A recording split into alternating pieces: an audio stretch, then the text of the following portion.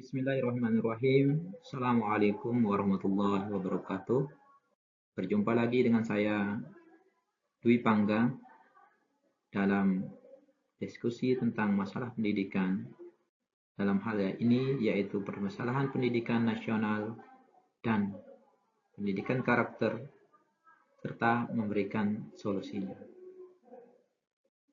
Pendidikan nasional dan pendidikan karakter merupakan dua hal yang menjadi satu kesatuan yang tidak bisa saling lepas.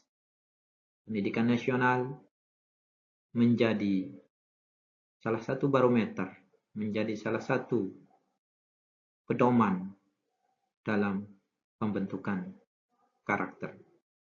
Namun dalam pelaksanaannya, tentunya berbagai permasalahan, baik terkait pendidikan nasional maupun pendidikan karakter, seringkali terjadi.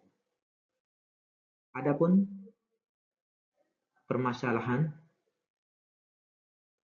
dan solusi yang kami berikan akan kami diskusikan secara singkat, yaitu permasalahan pendidikan nasional.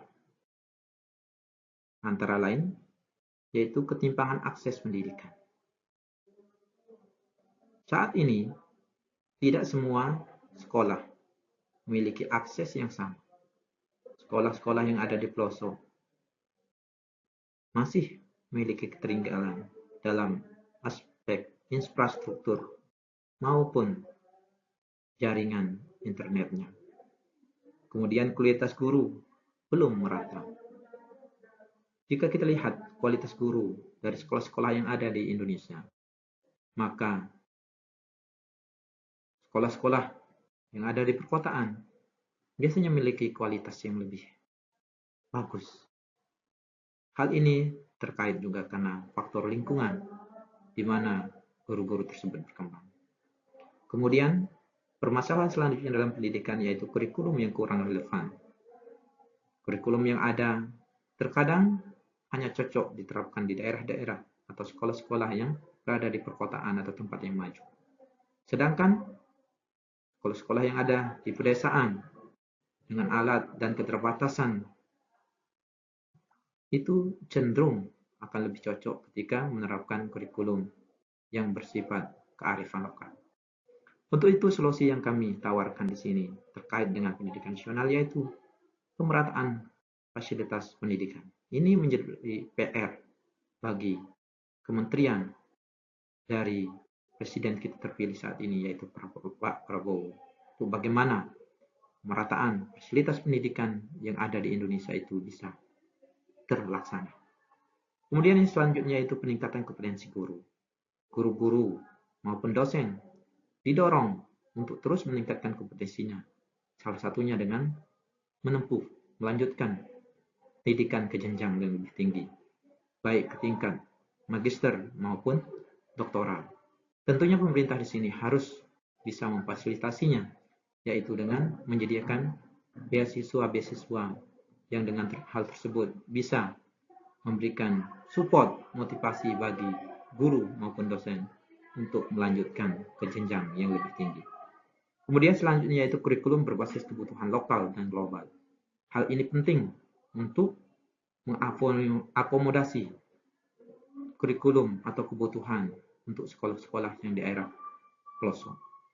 Jika tiga hal tersebut bisa terlaksana, maka pendidikan nasional di Indonesia akan menjadi lebih baik hingga merupakan langkah awal untuk menuju Indonesia Emas tahun 2045.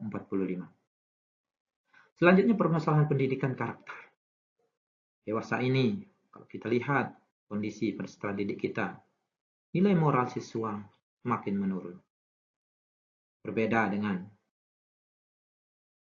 kondisi peserta didik kita pada tahun 80-an, 90-an atau sebelum kemajuan dalam bidang teknologi, terutama internet ini semakin menjamur di kalangan peserta didik yang terkadang kurang terkontrol. Kemudian selanjutnya pendidikan karakter kurang terintegrasi. Hal tersebut menjadi salah satu penyebab moral siswa terus menurun. harusnya melalui integrasi antara 3 komponen dalam pendidikan karakter ini, yaitu sekolah, keluarga, dan masyarakat, harus terbentuk. Sehingga dengan demikian akan bisa terpenuhi, yaitu lingkungan kurang mendukung pembentukan karakter bisa terpenuhi dengan program pengembangan karakter berbasis aktivitas. Dari permasalahan dan solusi ini, maka diharapkan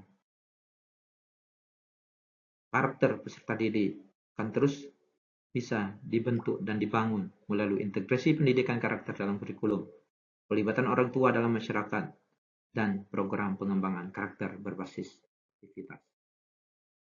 Tentunya kalau kita lihat dari apa yang telah diupayakan oleh pemerintah mulai tahun 2013 hingga terakhir tahun 2023, data menunjukkan bahwa anggaran pendidikan Indonesia terus mengalami peningkatan. Mulai dari tahun 2013 dengan anggaran sekitar 340 triliun, naik pada tahun 2014 menjadi 350 triliun. Kemudian terus naik dan kecenderungan terus naik hingga 2023 kita lihat anggaran pendidikan mencapai lebih dari 600 triliun. Bila anggaran tersebut dapat dioptimalkan dalam pelaksanaan pendidikan Indonesia, maka pendidikan nasional akan menjadi semakin baik. Namun apa yang terjadi pada saat Mendikbud Nadiem Makarim menghadapi tantangan berat memperbaiki kualitas pendidikan nasional? Hasil survei Program for Information Student Assessment atau PISA dan Organisasi for Economic Cooperation and Development OECD menyebutkan banyak problematika yang dihadapi dunia pendidikan di Indonesia, yaitu seperti yang kita lihat pada tahun 2015 dari 70 negara yang ada, Indonesia menempati urutan 63 untuk sains, 62 untuk matematika, dan 64 untuk membaca. Pada tahun 2018, kondisi itu menurun.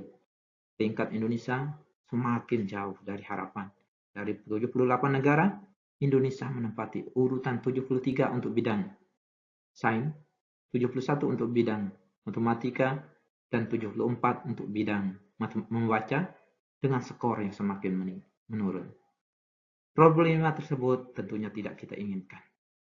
Untuk itu maka ke depannya melalui upaya pemerataan pendidikan, peningkatan kualitas guru, dan stabilitas atau penyesuaian kurikulum, maka pendidikan nasional untuk membentuk untuk mengarah ke Indonesia Emas tahun 2045 bisa tercapai.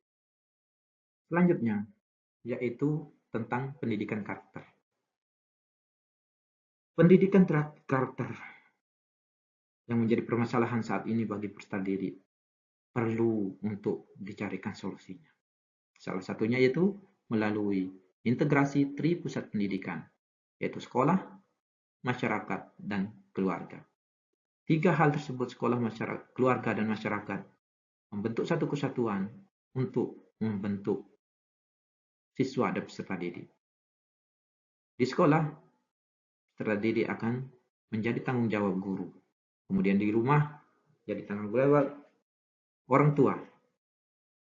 Kemudian di masyarakat, orang tua harus tetap memantau bagaimana anaknya dalam berinteraksi dengan sesama.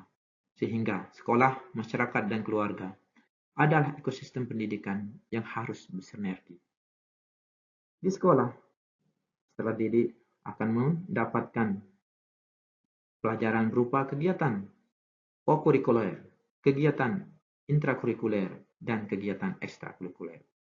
Kegiatan intrakurikuler di sini itu berupa kegiatan belajar mengajar di dalam sekolah atau ruangan kelas di dalam jam pelajaran. Sini meliputi pelajaran matematika, IPA, IPS, bahasa Inggris, bahasa Indonesia, dan lain sebagainya.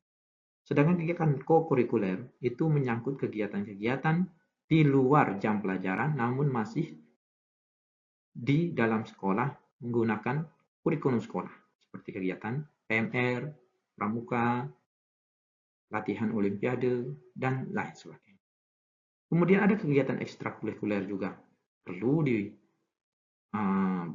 kepada siswa untuk membentuk karakter tersebut.